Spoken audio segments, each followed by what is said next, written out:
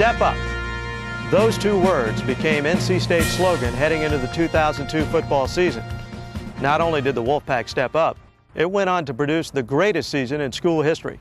Hi, I'm Tony Haynes of the NC State Radio Network, and the commemorative video you're watching looks back on a magnificent year for the Wolfpack. From preseason preparation all the way through the elation of beating Notre Dame in the Toyota Gator Bowl, this is the story of the 2002 NC State Wolfpack. Coming off its second straight bowl game under Coach Amato, the Pack knew that expectations coming into year 3 would be high. The defense would be adopting a new philosophy in the wake of defensive coordinator Buddy Green's departure to Navy. Quarterback Phillip Rivers had proven himself as the man behind center and would be counted on to bring the Pack to a higher level going into his junior year. Question marks surrounded blue-chip freshman running back T.A. McClendon. After completing a very decorated high school career, could the Albemarle product cut it in the ACC? And if so, when could the Pack call him its number one guy? The offensive line got some defensive help, and the Pack's receiving corps would need someone to, well, step up. Fall camp opened with a bevy of concerns plaguing the Pack.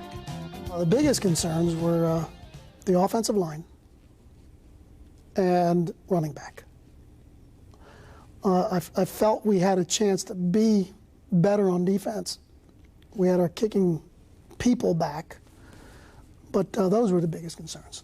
It was obvious that Coach Amato was not concerned about naming a defensive coordinator since he was comfortable going in with the staff he already had in place.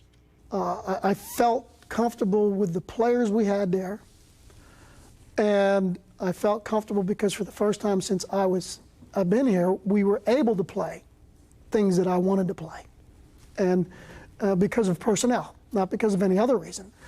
But I had maturity with Joe, with Coach Pate, I hired maturity with Greg Williams, really good friends, an outstanding coach. We played together, and I had two youngsters who are awfully, and I don't mean that. I mean, Chris isn't a baby by any means, but with Chris Demarest and Manny Diaz, I had been with them for 5 and 6 years. They knew me, they knew what I wanted, they knew the adjustments, they knew everything. And it was a good mix. You know, Chuck is the master chef and we're all the cooks.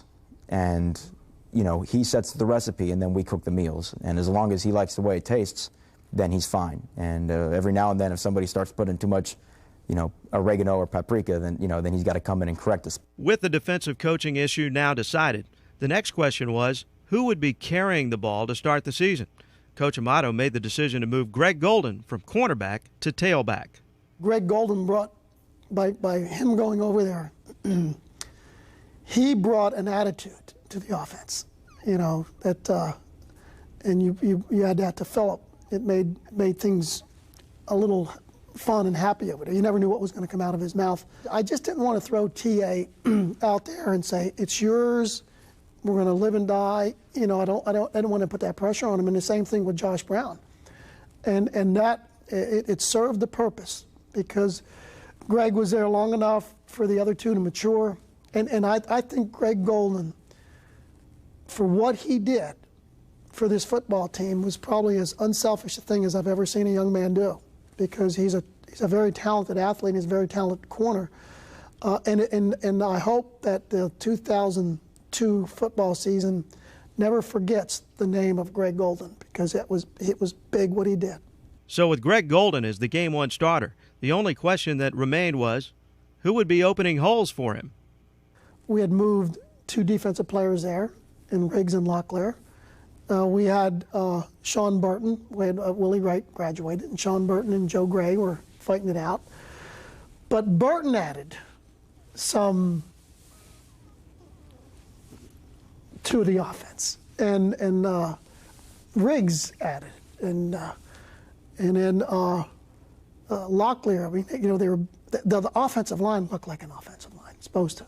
I knew going in that they were going to, I guess prove people wrong and show that they could be a good offensive line. And from game 1, they really improved and showed that they were a good bunch. With everything now falling into place, it was time to play some football, and all the preseason questions and answers would be played out on the football field as the Wolfpack would meet the New Mexico Lobos in the earliest opener in school history.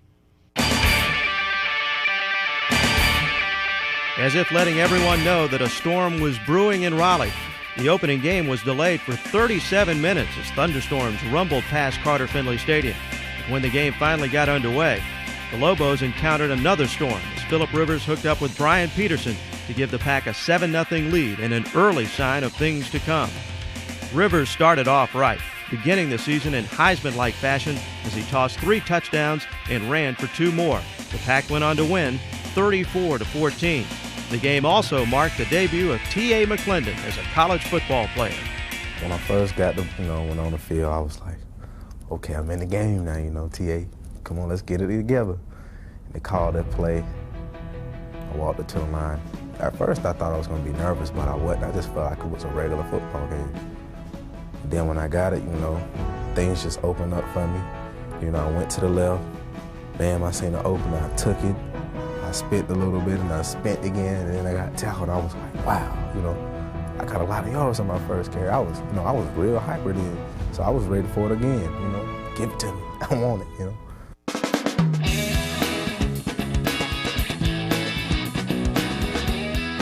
The Game 2 opponent were the Buccaneers from East Tennessee State University. Coming into the contest, the Bucs were a huge underdog against the Wolfpack, and from the very first play of the game, the Pack let the Bucs know why, as Lamont Reed would take the opening kickoff back 90 yards to provide the Pack with the only points it would need for victory. The return marked the first opening kickoff return for a score at NC State since 1957. In the game, Greg Golden scored his first collegiate rushing touchdown and amassed 66 yards on 8 carries, including his second TD of the day on a little Pack trickery. T.A. McClendon also scored his first touchdown, signaling to Pack fans that maybe, just maybe, he could become the starting running back in his freshman year. But first, he would still have to learn the system, and Philip Rivers would need to lead T.A. through that learning curve. I was still asking Philip at when we were going up to the line, hey, Phil, what's the play? I'm doing things like that. Hey, Phil, what's the play? He telling me what to do.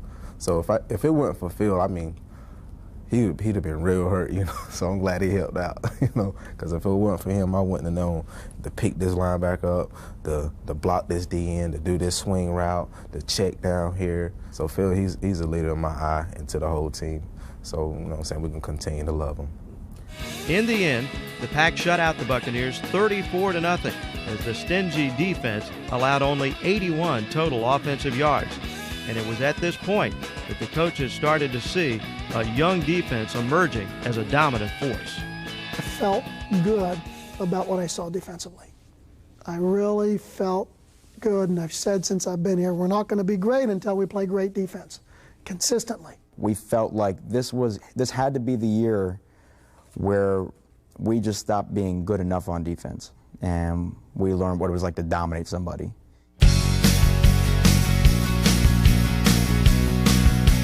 Game 3 would turn out to be the most lopsided victory of the season as the Pack jumped all over the Navy midshipmen. In less than 4 minutes, NC State led 21-0 as Philip Rivers connected with Brian Peterson on a 64-yard touchdown pass. On the ensuing kickoff, Lamont Reed pounced on a Navy fumble and raced 30 yards to put the Pack up by 2 touchdowns. When Navy finally lined up as an offensive unit, it gave the opportunistic Pack defense another present as Jarek Hall recovered an errant pitch to give NC State possession. A few seconds later, Rivers hooked up with Sterling Hicks, and the Pack was on a roll. It was just one of those games where everything you called was open, and you just felt confident, and you had time, and it was just one of those games you get off to a big start, and we never slowed down. Rivers had himself a career day, tossing 5 touchdowns, which tied his own school record. He also rushed for another, solidifying his name in the NC State history books.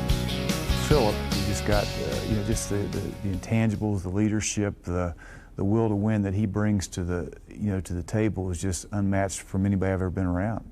Here's a young man who weighed 203 pounds 3 years ago, coming in here as a true freshman, as a high school senior actually when he got here, and has started our program, and now after 3.5 years weighs 237 and nearly bench presses 400 pounds and never misses a workout. and is probably as consistent as anyone on our football team in terms of his work ethic. And that's why he's great.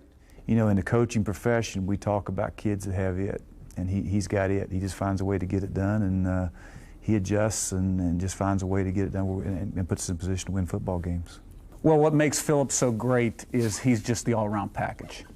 Mentally, he's as sharp as there is in the game, I believe, and when he gets to the next level, he'll be amongst the top 2 or 3 guys mentally at that level too. He's got tremendous poise and composure. He's wise beyond his years. He's extremely composed, and then he's just a great person too.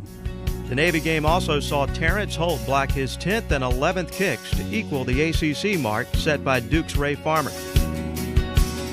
With the sinking of the midshipmen, the Pack would look forward to its first real challenge of the year and its first conference game against the Wake Forest Demon Deacons.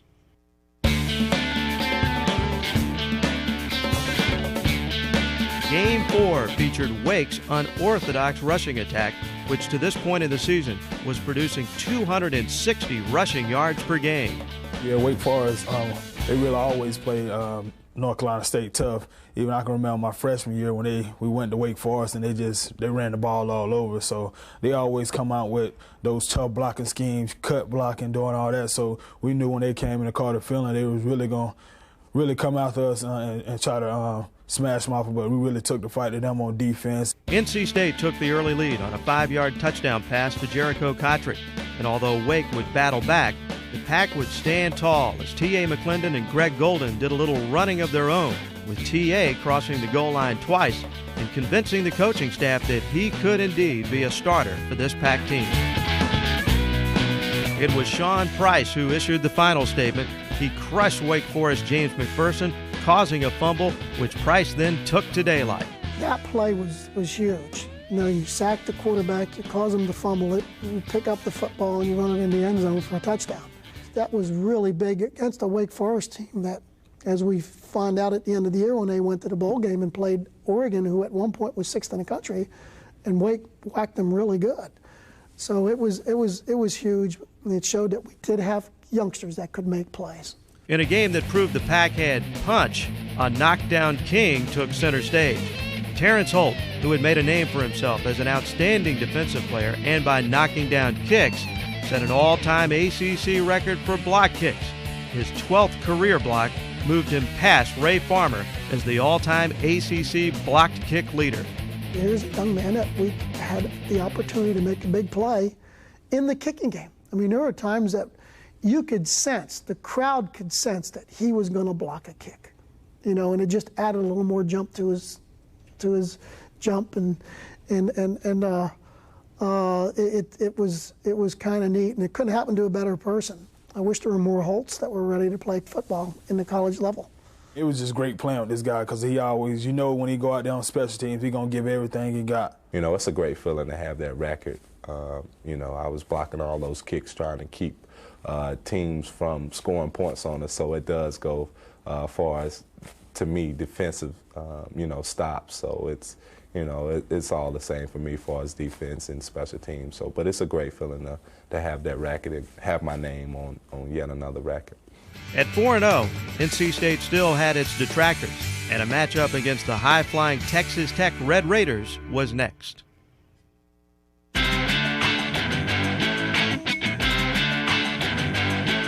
The talk going into the Texas Tech game focused on freshman running back T.A. McClendon, who was finally slated to get his first start at tailback. Greg Golden returned to defense, and T.A. was ready to show the world that his time had come. Unfortunately, though, he would literally fail to answer the bell on his first start, make that the bell on his alarm clock. Well, we got up for breakfast. Like down in Texas, you know, we got up for breakfast. It was like still dark outside. There wasn't nobody out. When I got up, I looked out the window. There was nobody out, and like I was still tired. But I went down there, ate breakfast, and Coach was talking to me and stuff, and he was like, you know, we're gonna try to get you in there and start the game. I was like, you know, word, yeah. I was ready. And then like we had a little time to kill in between there and the time we left. And so I was like, well, I'm gonna just lay down for a minute. And like I actually had my alarm set, but I didn't hear it. And so I had people knocking on my door, calling me, you know, alarm going off at the same time. I think I was just dead tired. But, you know, I redeemed myself later on, you know. We always give TA a hard time because he always sleeping. He sleeps on the way to the game and things like that, so he gets enough rest. He was late for the bus, but we told him that was something that we planned because we knew we were going to go in overtime and wanted to give him that little extra sleep. And he rambled against a really good team. Fortunately for NC State fans, the rest of the Wolfpack did answer the alarm bell, and T.A. McClendon would have a chance to redeem himself during an old-fashioned Texas shootout. I knew we were going there on turf. It was different for us. I mean, it was just going to be a tough trip. You'd been hearing all week about, you know, it could be a shootout, and of course, Kingsbury is a great quarterback, and they do have a great offense. So we were prepared to score as many points as we needed to. On a very hot day, the Pack and Red Raiders would battle the heat and each other. It was hot. You know, I forgot to put my sunscreen on, so I got a little bit tanner than what I normally would. But it was a hot day. Exhausted, yes, but happy. The Pack came out of the blocks strong and took a 17-10 lead into the half. When the second half began, the 16th-ranked Wolfpack jumped out to a seemingly insurmountable lead as T.A. McClendon ran roughshod all over the Red Raiders. Sean Price discovered that he liked scoring touchdowns, as he scored his second of the season in consecutive games when he took a Cliff Kingsbury fumble the distance. The Pack was well on its way to 5-0, leading 38-10 when Mr. Momentum took a seat on the Texas Tech sideline. Early in the second half, we jumped on them quick, got to a real big lead, and then it seemed like it was just a total nightmare. I mean, they just started scoring, just scoring and scoring. Kingsbury settled in and brought the Red Raiders storming back into the game.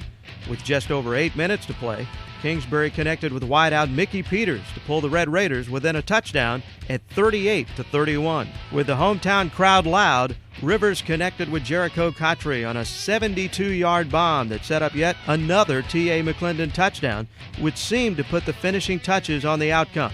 However, the Red Raiders refused to go quietly into the night and came storming back to score 2 touchdowns and knot the game at 45 when Teron Henderson and Anton Page each tallied touchdowns. The Red Raiders managed to deny the Pack's offensive unit and got the ball into scoring position with just 34 ticks left on the clock. Robert Treese lined up for the game-winning field goal, but the kick sailed wide and the Pack had new life.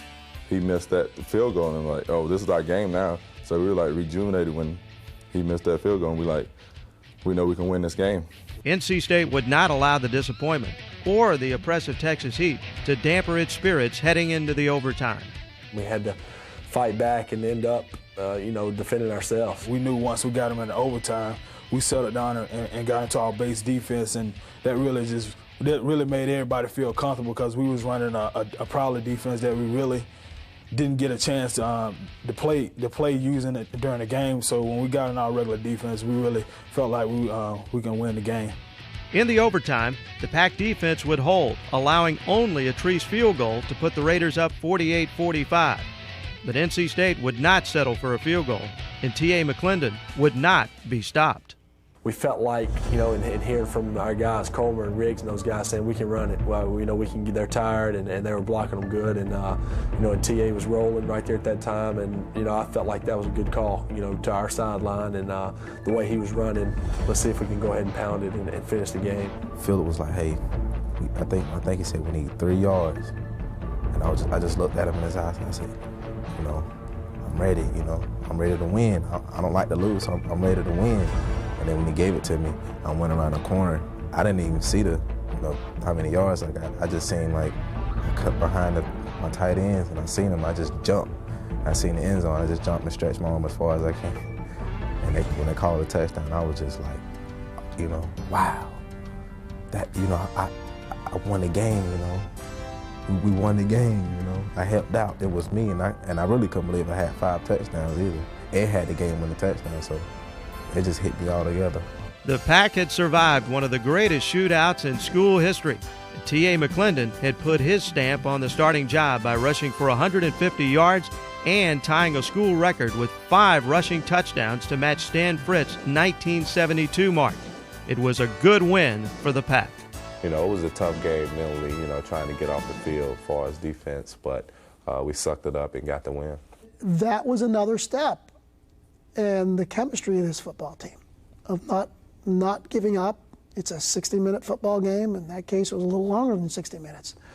But the bottom line is the bottom score. You know, people say, oh, gosh, man, they came back, and well, how are we going to stop these teams? I said, take the game and take the score and go the opposite direction. Let the fourth quarter be the first, and the third quarter be the second. We go in the locker room, we're losing.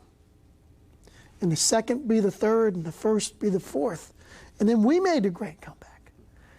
And if you take the game in that perspective and we win in overtime, you would be so happy, you know, because but the game was still only 60 minutes, and it's all a perception.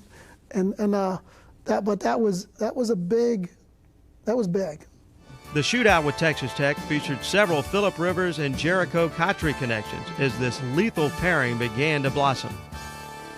Some kind of way, me and Phil, we just always be on the same page, and he knows that. And when we line up, you know, we kind of give each other the look, you know, that look how this guy's playing me and things like that. Reliable. I mean, and a lot of other words can go along that are compliments to him. He's a great player. He's you know, early in his career and in my career, I made the comment he's a possession receiver, and I'm not so sure he's the big play possession. He's every definition that you can put by a wide receiver. You know, I've coached an awful lot of kids that were #1 round draft picks and that kind of thing, but I don't know if I've ever coached a kid that works as hard as Jericho Cotry and got the kind of work ethic that he has. I don't know how fast he is exactly, but he's fast enough. You know what they say, he can't run fast, but he plays fast. And he's a lot faster than what people think. You know, you got a lot of kids out there that have world-class track speed that don't play fast. He's a kid that puts a helmet on and shoulder pads and plays fast. I know about my field speed. I hate the track. And I hate all those timing the 40s and things like that. But I know in the field that I can run with the best of them. You know, like I say, he's just a special kid that's worked his tail off. He's got a great relationship with Phillip Rivers, and Phillip has an awful lot of confidence in Jericho, and it seemed like last year whenever we need a big play that those two found a way to get it done. That relationship we have, and not only just the knack for the game and knowing how to play that position that he has, makes him so great.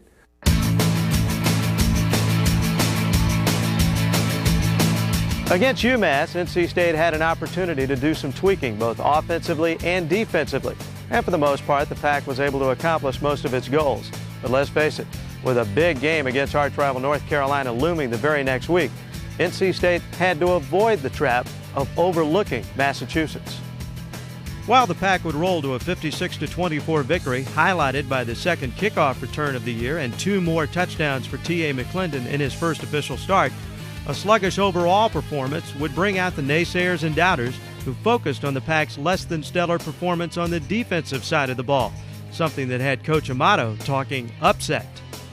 Look at the number of people on that same weekend that were undefeated and got upset by somebody that, I mean, big upset.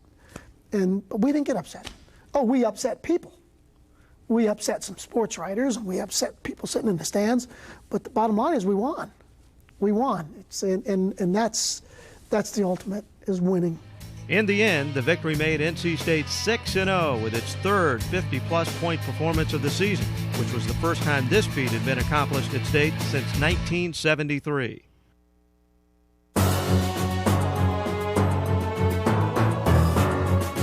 For Game 7, NC State traveled over to Chapel Hill for a game against the arch-rival Tar Heels.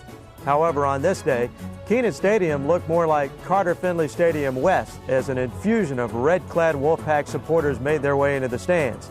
But after all, Coach Amato had encouraged Pack fans to wear their colors proudly in hostile territory. Don't you be intimidated by going to an opposing team's stadium and wearing red and white outwardly, not just inwardly. And because that's big. And boy, do our fans show that. They did it in football, they've done it in basketball over there. And because that's the Wolfpack fans. The Pack came out on fire against its rivals, marching 80 yards to score the game's first points when T.A. McClendon was introduced to the Carolina versus State rivalry. But Carolina would answer back with a 29-yard field goal from Dan Orner and then take the lead when Darian Durant hooked up with tight end Bobby Blizzard. Down by 3 at the half, NC State had to regroup and re-examine its game plan. The coaching staff knew that North Carolina was vulnerable against the run. So, in the second half, it was time for Plan B, and the Wolfpack ran the football over and over again. When it returned to the field, the Wolfpack would fall behind 17-7 when Darian Durant connected with James Faison on a 5-yard touchdown. But then NC State responded by ramming the ball down Carolina's throat as it turned the tide of the game and dominated the line of scrimmage. We were just bigger and stronger than North Carolina, and our kids really believed that we could pound them and knock them off the football. And once we got it going in the second half with 2 or 3 runs out of a 2 tight end set, it was going so good that we just said, why abandon it? You know, we said, let's establish a run, let's run it right at them. And that's what we started doing in the third quarter, and it was working. And I was saying, let's keep running it. You know, I was looking over Coach Holliday saying, let's keep running it. They were tired. They were yelling at each other. They were hunching over. They were just looking at the sideline like, Coach, get us out. Phillip Rivers would mark the turning of the tide when he scrambled into the end zone to bring the Pack within 4 at 17-13. Then the wheels came off the baby blue bus when quarterback Darian Durant coughed the ball up on the ensuing Carolina possession into the hungry hands of D'Antonio Burnett, who gave the Pack a 1st and goal from the Carolina 4. And when you have 1st and goal on the Carolina 4, all you have to do is give the rock to touchdown anytime T.A. McClendon. Just like that, the Pack had grabbed a 20-17 lead and would not let Carolina back into the game. In the fourth quarter, the Wolfpack smelled blood in the air as it poured it on. Rivers gave State some breathing room by hitting Brian Peterson to make it 27-17. Then, Josh Brown slapped an exclamation point on victory as he scampered 12 yards to give the Pack the game's final score. NC State had run over the Tar Heels en route to a 34-17 win, tying the best start in the school's 111-year football history and dominating its biggest rival on their home field. You know, when the offense is out there and they can drive the ball and do the great things they were able to do, and to do it against that team, Carolina, is, you know, a great feeling to shove it down their face. T.A. McClendon had experienced his first rival game against the Heels and has played a key role in his team's victory. I'm playing for State, so, you know, of course, beating them, it felt good if it's a rival. But when you always beat your rival team, you know, that's like the greatest feeling in the world. But beating them at their house, you know, that feels even better. Because I know a lot of people is like, you know, Carolina got a great team, and I'm pretty sure they do. But, you know, we went down there and made them not look so well. Made them not look so well.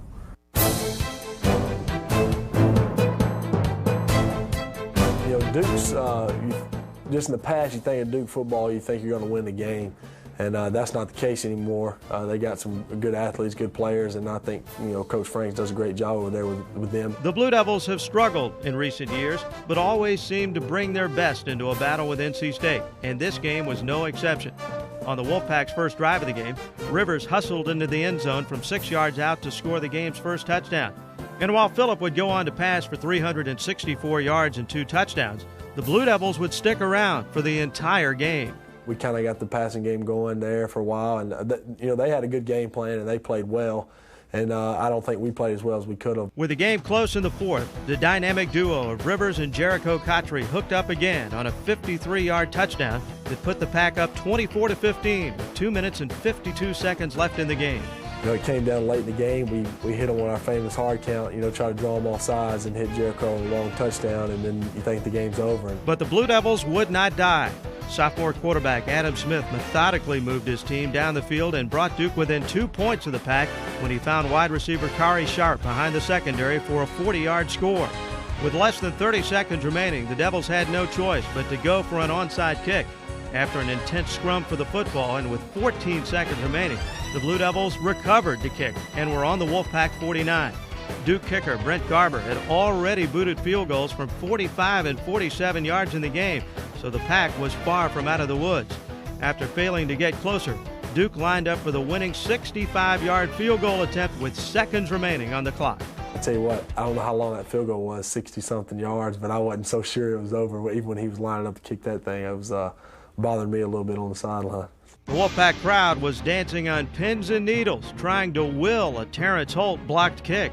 I knew it was going to be from far out, but I knew if I didn't get my hands on it or someone got their hands on it, then you know, he has a possibility of making it. And I didn't want to, you know, end my career losing to Duke, nor we didn't want to stop the streak there by losing to Duke. So, you know, I was definitely thinking about if it was any time that I needed to get one, it would be that. In the end, the ball wobbled to the ground after hitting a Duke lineman, and the Wolfpack was 8-0 for only the second time in school history.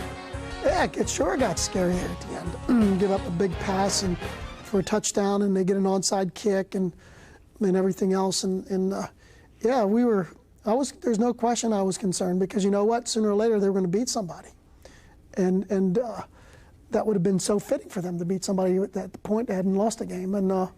But we got over that hurdle. We got over that hurdle and we went to the next one.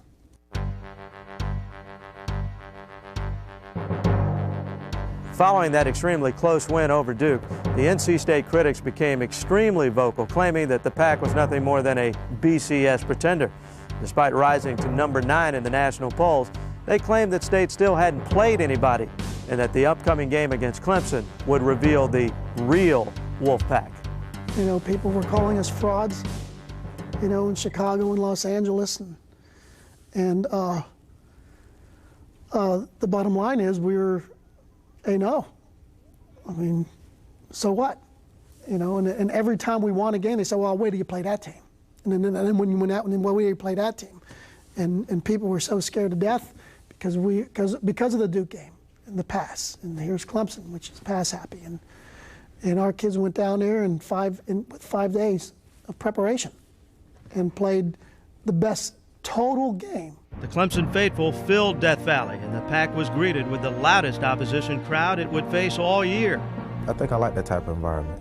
It was fun to me, seeing all those people. You're like, wow, because I've never played in front of that big of a crowd before. So when you go out there, you know, you just got the adrenaline pumping. And so you know you're on their home field, so they just looking to just kill you. But we didn't even think about it that way. It was like, we're going to beat these guys today, no matter what. It was time for NC State to answer its critics. It was on a Thursday night on ESPN, with the nation watching, that the Pack proved a point. We really went into that Clemson game with a chip on our shoulder. We really felt like no team in the country respected us, not even the media. I mean, they was talking about our schedule, how weak our schedule was. Coach Bowden, all the different coaches, they were saying that we really hadn't played anybody. And Lee Corso, he was saying, like, when we meet Clemson, we really were going to get a real test, and they was going to, like, beat us up all over the field. But we really went out there and just took it to them. In the first quarter, Manny Lawson would block a punt that would set the tone for the entire game. Well, that was huge, and it was in that game that was real big, and for a freshman, we got that, you know, that's going to be something else. Manny Lawson. Terrence Holt scooped the ball up and ran 39 yards to put the Pack up by 6. I've been dreaming about that play ever since I blocked one back in Texas game. You know, being the guy to come on the recipient end and scoop the ball and score. And I knew once I seen it on the turf, I wasn't going to fall on it. Coach Pate does a great job of us. If the ball's behind the line of scrimmage, that try to scoop it, it's going to be our ball anyway. And you know, I just scooped it and seen the cavalry ahead of me, and I knew that I was going to make it to the end zone. On the ensuing extra point attempt, Coach Amato dipped into his bag of tricks to further quiet the crowd, sending Wolfpack holder Chris Young dashing for the 2-point conversion, and the Pack led by 8. On the next NC State possession, Clemson forced the Pack into a 4th-and-1 situation. Feeling his team couldn't be stopped, Coach Amato gave T.A. McClendon the football, and 31 yards later, it was a 15-0 Wolfpack advantage. Just like that, the 80,000 Death Valley partisans fell into a deep hush. Phillip Rivers would put a resounding stamp on the first half when he crossed the goal line from a yard out to give the Pack a 22-0 halftime advantage. In the second half, the Pack played possession football and hopped onto the back of T.A. McClendon. The freshman back would cross the goal line again and would end the game with a career-high 178 yards rushing. The Tigers could not muster an offense against the Pack's defense as D'Antonio Burnett and his teammates kept the Clemson offense on its heels. The lone Clemson score would come on a kickoff return after T.A. McClendon's second touchdown. with the scoreboard reading 31-6 in the fourth quarter. The Tigers had no choice but to attempt the onside kick. This week, however, the Pack had a new plan in place. Jericho Cotry took the ball on the first bounce and bounded for 44 untouched yards as he and the Wolfpack drove the stake through Clemson's heart. The entire country witnessed an official NC statement. The Wolfpack was 9-0 for the first time ever and was looking forward to its first double-digit victory season. With 4 games left, it seemed all but a certainty.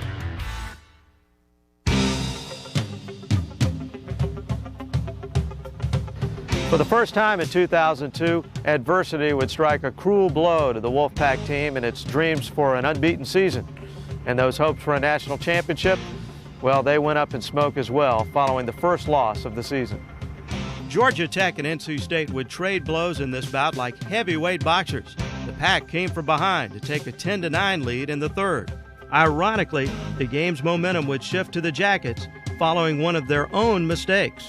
Early in the fourth quarter, with the Jackets pinned down deep in their own territory at the 16-yard line and looking at 3rd and long, the crowd drowned out an official's whistle, while the Pack's defense smashed Georgia Tech's A.J. Suggs for a loss that would have Tech punting out of its own end zone. Instead, it was a delay of game call that made it 3rd and 19. On the very next play, Suggs would connect with Jonathan Smith for 28 yards and a Georgia Tech first down. The drive would culminate in a touchdown to Tech's John Paul Foshee, tying the game after a 2-point conversion. Suddenly, the Jackets owned the momentum. The Yellow Jackets would take the lead for good on a Gordon Clinkscale run, and the Wolfpack had been saddled with its first loss of the year. It was a real hurt feeling because everybody on the team knew that we knew we was the better team and that we had let a game slip away. It definitely was a tough loss, to think about, what was in stake. We were on a streak there. I think we were number 8 or number 7, something like that in the country. And we knew if we got a loss that it was going to be tougher in the polls. It definitely was a tough loss, and we felt we let down our fans. We lost at home being this game, and just coming off a great showing at Clemson like that. It was definitely tough to deal with, but we knew we had to come back and bounce back.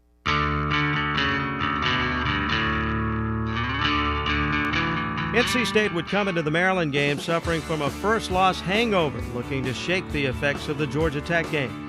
And once again, the Wolfpack was quick to pounce as Phillip Rivers hooked up with his favorite receiver, Jericho Cotry, on the game's first score. State then found the end zone for another touchdown to put the Pack up 14-0. And Maryland would respond with a reverse play that went 64 yards to go into the half trailing 14-7. But bad news was brewing in the locker room for NC State. McClendon would not be able to play in the second half after re-injuring a sore shoulder in the latter stages of the second quarter.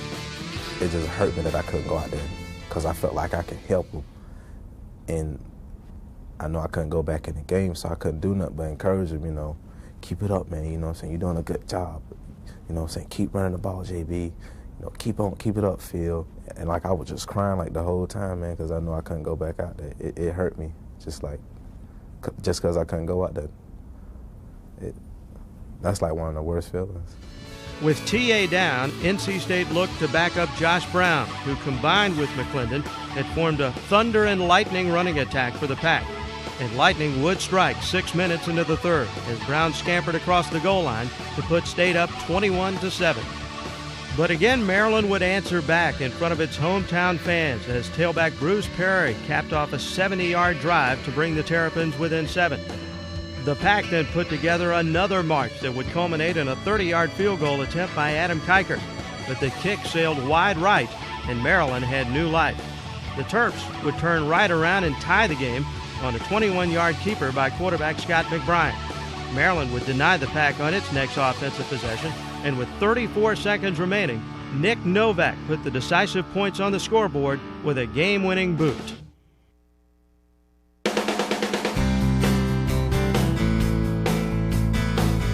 NC State looked to turn things around against Al Groh's improving Virginia Cavaliers. UVA jumped out to a 7-0 lead as Otto Anderson caught a 21-yard strike from quarterback Matt Schaub. The Wolfpack would narrow the margin with a 27-yard Adam Kiker field goal to make it 7-3 going into the third quarter. In the third, Schaub hooked up with Patrick Estes to push the Cavaliers' lead to 14-3. But Rivers would run the ball in to make it 14-9 after the Pack failed to convert the extra point. State kept fighting, and with time ticking down, it marched down the field to the Virginia 15. On 4th down, Rivers tried to find Peterson in the end zone, but the senior receiver could only get his fingertips on the football before a crowded UVA secondary converged. NC State had dropped its 3rd straight game, and each loss had gone right down to the wire. Those dreams of a double-digit win season began to slip out of focus with the ACC-leading Florida State Seminoles next up.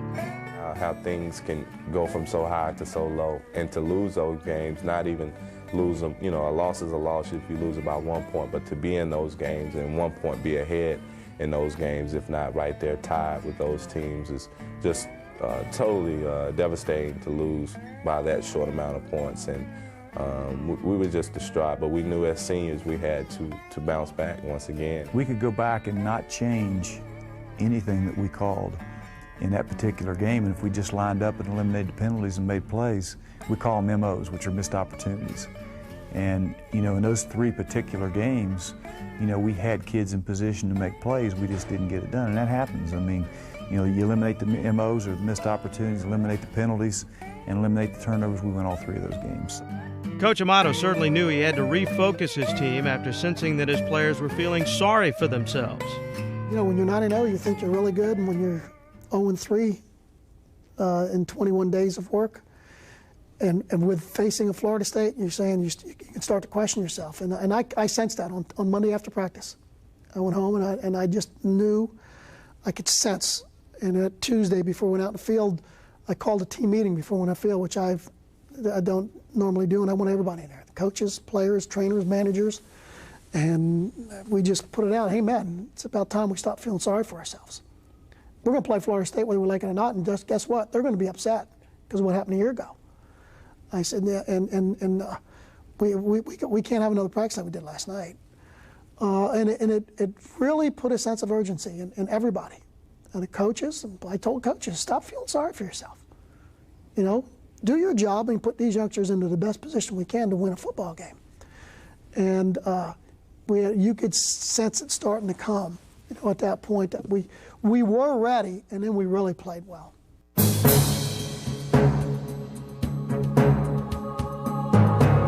Needless to say, Florida State has one of the greatest programs in college football history. And when they came here to Carter-Finley Stadium, the Noles were looking for a little revenge. After all, the Pack had beaten them in Tallahassee the year before, becoming the first ACC team to do so. And no ACC team had beaten Florida State in back-to-back years since they joined the league in the early 90s. Hey, the table was set for an FSU win, right? I mean, NC State had lost 3 in a row, but it didn't work out that way. It was homecoming here at Carter-Finley, and seniors like D'Antonio Burnett wanted to go out in style. To know about Dan, I have to tell you this.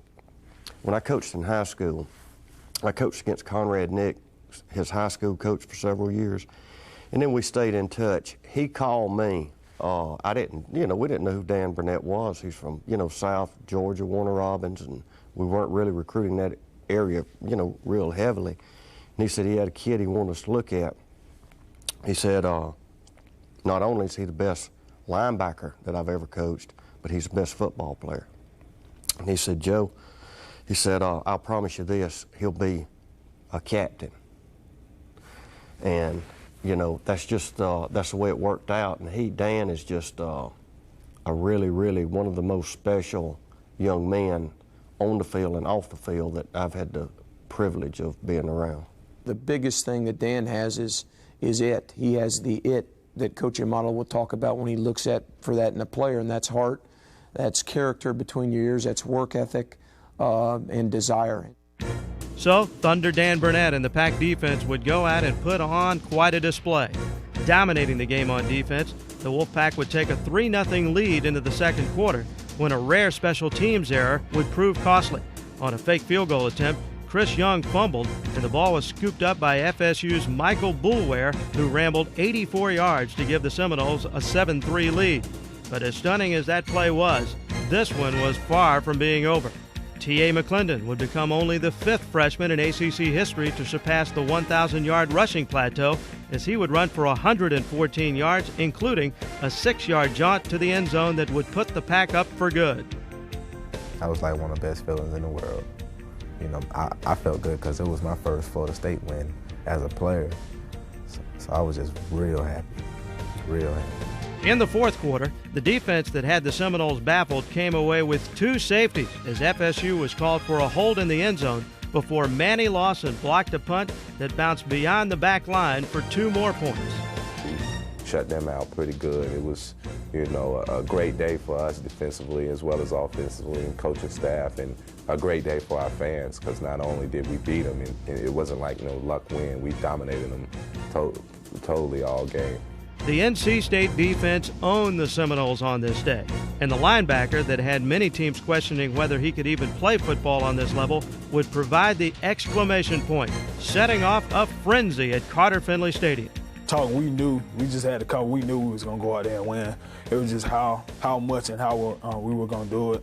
And just ending that, the way we ended the game with the interception, me picking the ball off at the end of the game, it was like a storybook ending because I told him I was going to get an interception at the end of the game. And like all the fans, and before the game was even over, all the fans came out on the field. So it was huge, man. I couldn't sleep the whole night. It was so special. The Wolfpack had defeated the Florida State Seminoles for the 2nd consecutive season. NC State's defense controlled the game from start to finish and wound up the season as the #1 ranked defense in the ACC. The victory caused the Wolfpack faithful to flow onto the field in joyous celebration. It was a great win, and the fans deserved it, and the players deserved it, and everybody deserved it. While they were snatching down the goalpost, I was helping more fans onto the field. Where it was a couple of girls, they picked me, help me down here, and I helped about 8 girls down onto the field, and the guys had to jump down themselves, so it was fun for me. After that, I just kind of got lost in the crowd because fans were mugging me. That was an exciting win. That definitely, you know, ranks up there in my top couple of wins, and doing it 2 years in a row, plus at home, and you know, being the last home game for those seniors and seeing, you know, perfect way for them to go out. It's a strange feeling because you really want to beat Florida State. You really want to beat Coach Bowden. You really want to. And then when it happens, you're happy, but you almost feel sorry for Coach Bowden. You really do. But I hope we can feel sorry a lot more in the future, too. I hope we get to the point when we win a game here that it's not always knock the goalpost down. That maybe it will become that we're supposed to win games. Not that we don't. You know, we save the school a little bit of money for not putting another goalpost up. But it was delirium, and you know what? So what? You know, everybody deserved it at that point. Everybody deserved it. We won our 10th game, the first time in the history of the school that in over 100 years of football, that a football team has won double-digit football games, whether it was regular season plus a bowl or whatever. And we had done so many things. And to do it against that team, who's the team of the 90s, against that coach and those players and the team that we knew was going to be very upset when they came here, to do it in the manner in which we did it will just make it even more so that 10 years from now, probably Florida State, when our kids come back 10 years from now, Florida State would have negative yards, you know, as opposed to just 160-some yards. The Wolfpack had completed the best regular season in school history, and had finally grabbed the coveted double-digit win total, finishing up at 10-3. 5 NC State players were named to the 2002 All-ACC team, marking the highest total for the Pack in over a decade. T.A. McClendon, tight end Sean Burton, and wide receiver Jericho Cotry on the offensive side, and D'Antonio Burnett and Terrence Holt on the defense. The Pack also tallied 19 ACC Player of the Week honors to surpass any other league team. Freshman tailback T.A. McClendon was named the ACC Rookie of the Year and a Sporting News All-America. Joining T.A. on the Sporting News honor roll was the newly anointed ACC blocked kicks leader Terrence Holt. Wide receiver Jericho Cotry would end the season leading the ACC in receiving yards per game at 85.1. And Phillip Rivers would cap off his junior year as the winningest junior quarterback in the nation, along the way setting the school record for career touchdowns. With the regular season now over, it was bowl selection waiting time. But NC State didn't have to wait very long because the Toyota Gator Bowl jumped at the opportunity to have the Wolfpack in Jacksonville, Florida on New Year's Day. It was really exciting to get that call and to know it was official, but I'd been getting about 24 hours early, I'd gotten a call that kind of led me to believe that was the direction they thought they were going in. They'd make the decision the next morning when their group met, but that was kind of what they were feeling like they were going to do, and so we were excited about hearing the first call and then kind of expecting the actual official call. The selection made Chuck Amato only the 4th coach in ACC history to earn a bowl appearance in each of his first 3 seasons. As the college football season drew to a close, NC State would have to wait a little while to find out exactly who its opponents would be in the Toyota Gator Bowl. Then it was finally announced that the Notre Dame Fighting Irish would oppose NC State on New Year's Day. Notre Dame had a chance for the national championship until, like the Wolfpack, it fell out of contention with a couple of late-season losses. But for Chuck Amato and his Wolfpack, it was a dream come true to have a chance to face college football's most storied program. It doesn't get any better than that. To play a team that North Carolina State's never played before in football, to play it on January 1st at 12:30 kickoff, not really fighting other games. We're kind of in between some and whatever the early starts. Most people are, by this time, the hangovers are over from New Year's Eve. And but everybody's going to watch Notre Dame. I mean, that game was watched in Australia, in Germany, you know, the South Pole. My family in Sicily watched it. You know, everybody watched that game. And we go there and we're the other team. Because Notre Dame, 3 weeks prior to that, was thinking they were going to go to Fiesta Bowl. Then when that kind of fell through, they were thinking they were going to go to the Orange Bowl. And then they would go to the Gator Bowl and play who? You know, NC who? And it was a great honor because Notre Dame, since the time they started football, has won 75% of their football games. That's big. That is huge. Facing the Fighting Irish had a special significance to Philip Rivers. You know, a neat thing for me was my granddad sent me an email a couple days before that said his first Notre Dame game, I think, if I remember right, was in 1951, I think. He said he paid something like $10 for a ticket or something like that. And, you know, he was sat there by himself. He drove up with a buddy, I think, and he was telling me how this game, you know, it's going to be all my family there, and I'll be playing against Notre Dame. So it was just neat.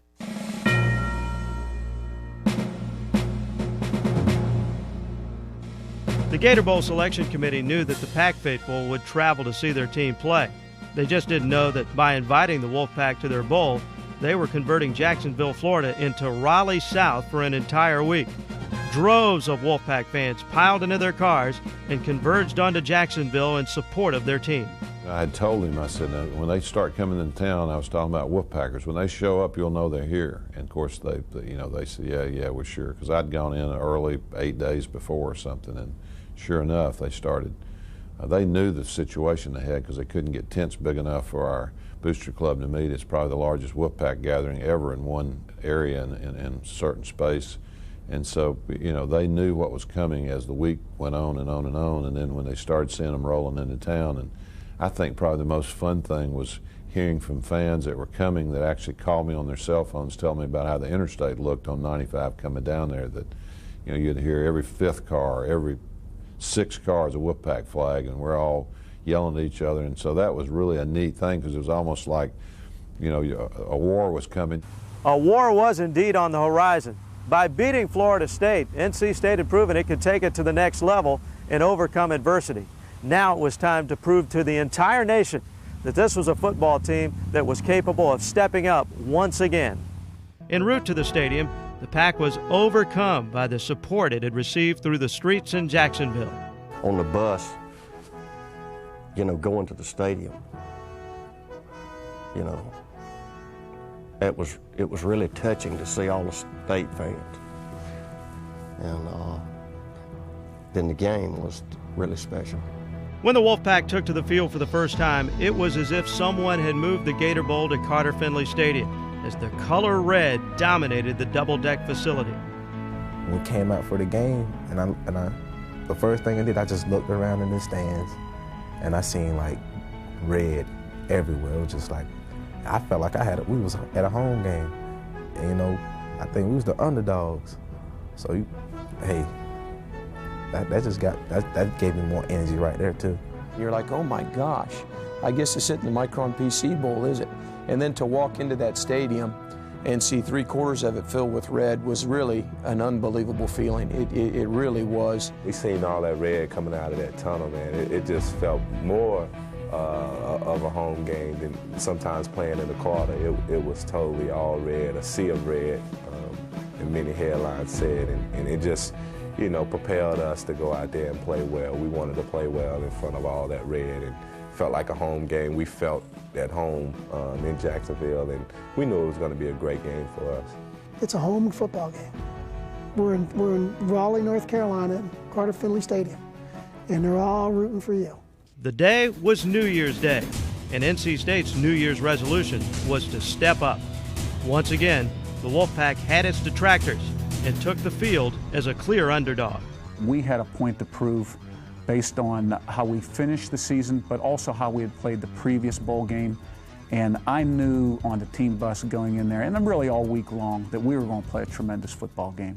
Notre Dame drew first blood when kicker Nick Setta put the Irish up 3-0 on a 23-yard field goal. And though the Irish would break out on top very quickly, it became obvious that the Pack's defense was ready to play the game of their lives as Manny Lawson and D'Antonio Burnett would alter how the Irish would play offense for the rest of the game.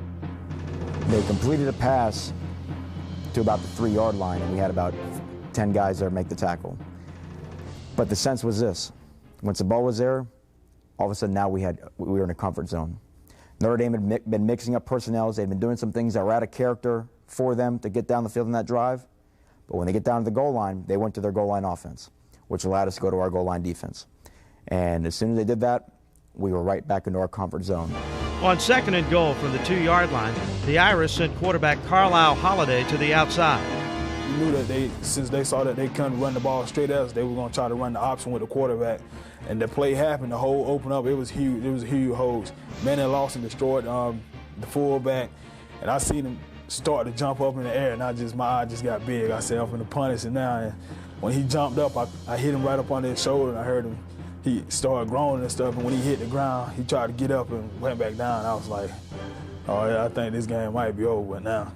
You know, anytime you play a Midwestern team, they're going to always try and out-tough you. And there's a tendency to believe that the Southern teams are not quite as tough as those big Midwestern boys.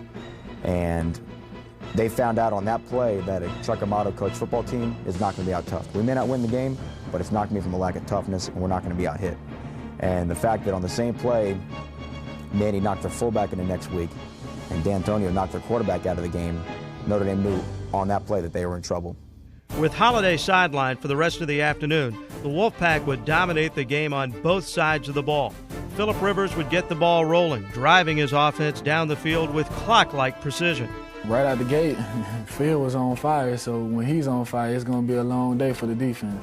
We were just on fire. And, you know, we had the crowd on our side. The defense was playing well with great emotion. And it was just from that 98-yard drive through the rest of that first half, it was just kind of like we controlled the game. The long march would culminate in a 2-yard T.A. McClendon score.